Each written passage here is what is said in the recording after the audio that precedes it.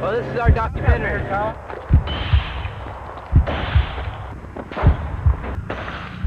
This is a video of a wilding spree that terrorized the Woodforest neighborhood of Houston in the weeks before Christmas 2005. It was the prelude to a hate crime that would wreck families and lives and leave a stain on the soul of a city. Mean because they could be, and mean because no one stopped them.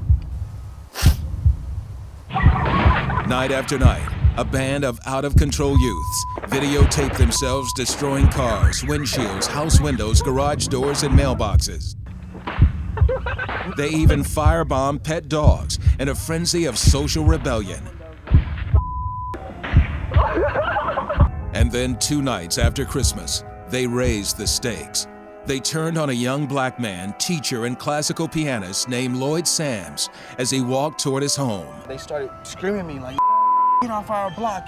You better get off our block, you Kanye West, Snoop Doggy Dogg, mother. I'ma kill you, mother.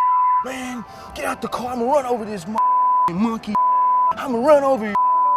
Josh Guthrie was the cameraman during those months of violence. Kyle Allard was the driver. Because the 2 young men made a plea deal, Lloyd Sams never had his day in court, never got to question his attackers about why they caused him the terror that has affected his life to this moment. But today, in a special Cristina's court, Lloyd Sams comes face to face with his tormentors. You got 25 yards there. I didn't think he was stupid enough to do it. I'm not calling him a liar or anything. Yeah, you are.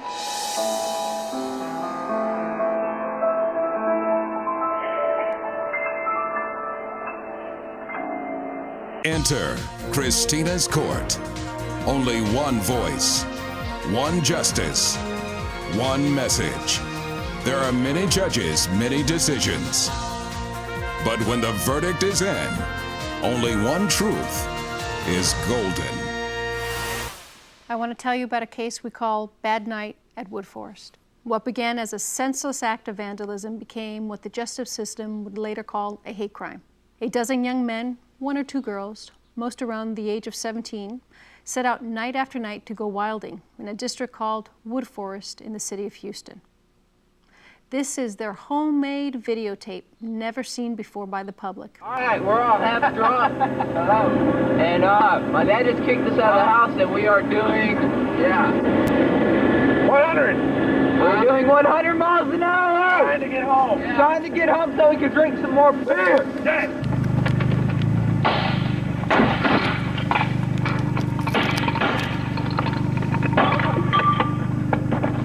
Go. I broke the bat. Go.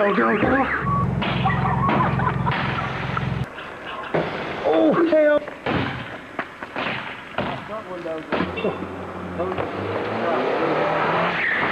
It came undone when one of their parents found this videotape in the boy's bedroom. But something else happened. It happened to a young black man named Lloyd Sams, one of the first African-American families to move into this neighborhood. Lloyd is an educated young man, a teacher who speaks 8 languages. The driver of that car we saw earlier and sometime videographer was a then 17-year-old young man named Josh Guthrie. He would serve 6 months in jail, 6 months in the boot camp, and still on probation. Is that correct? Yes, ma'am. Kyle, I understand you got the same sentence as Josh. Yes, ma'am. And you guys both got the same sentence because all the rest of your companions testified against you. Yes, ma'am. Now, I want everybody to understand this is a hearing that Lloyd requested in an attempt to find closure. Lloyd, why don't you tell us what happened that evening? I went out of my home, and then all of a sudden, I hear this whisking sound of something going through the trees, through the branches of the trees. I heard pegging noises hitting the concrete that resembled a golf ball hitting the concrete. I looked to my right and I saw a large party, a group of guys. They were drinking. They started throwing golf balls at me as hard as they could. Maybe 3 or 4 came at me, whipping speed, more than 30 or 40 miles Where an were hour. you guys when you were throwing the golf balls? We were at the house where we were partying at. We were chunking them at the fence, and I hear, "Don't do that again." I'm thinking it's somebody I know standing at the end of the street messing with me, so I'm walking towards him and I'm laughing, and as I get down there, he goes, "Don't get yourself hurt." All I said was, "Don't throw another golf ball at me again." is all I said. I said, if you throw another golf ball at me, I hope that you don't have to find out what'll happen after that. They said, so what are you gonna do about it? What are you gonna do about it? Did you think that they were throwing it to you personally, or did you think they were just being... I did. At that moment, they started yelling out obscenities, you know, off our block, you.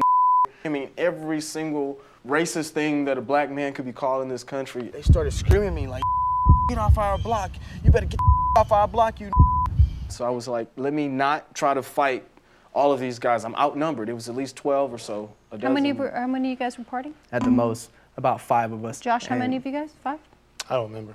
And You don't there remember? was one Were you vehicle drunk there. that night? Yeah, I plan to stay at the house and sleep there, so no worries. So then, continue. These guys on foot began walking after me. So a few of them decided to go back and to get other people to join in on this hunt. So they get this car and they pull up beside me on the sidewalk. My heart is racing. They're taunting me in every way, you know, just trying to do everything they can to get me to fight them or feel rage. And I'm just trying not to get lynched here.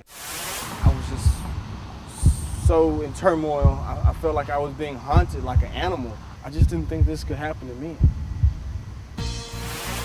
Up next in Cristina's court, I want to kill this and run right over this monkey. I want to see how high he can jump. And then he launches the car full forward directly into me. When I seen him jump on the hood of the car, I was actually kind of shocked. You got 25 yards there.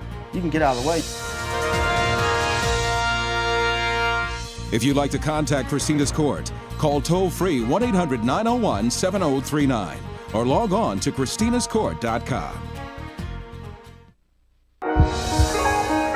In a special Cristina's Court, Bad Night at Woodforest. A mob of youths raging out of control turn their fury on a young black man. Today, they face Lloyd Sams in court. So then what happened? What did the drivers in that car do? We finally come up to my driveway. All I remember is these bright headlights, you know, in my face. Were you scared? Yes. My father was a civil rights activist in the 60s, and I didn't know if this, I didn't know what was going on, but all I did know is I didn't want to jeopardize my family's life. As I hear Josh talking to me, he's saying, "Come on, monkey, nigga, fight, fight. I want to kill this and run right over this monkey. I want to see how high he can jump." They were arguing over who was going to run me over. By this time, there was about 4 or 5 cars. There was people sitting on the back of the truck, you know, saying, "What you gonna do? You better run. You better run. You Kanye West, Snoop Doggy Dogg. I'ma kill you."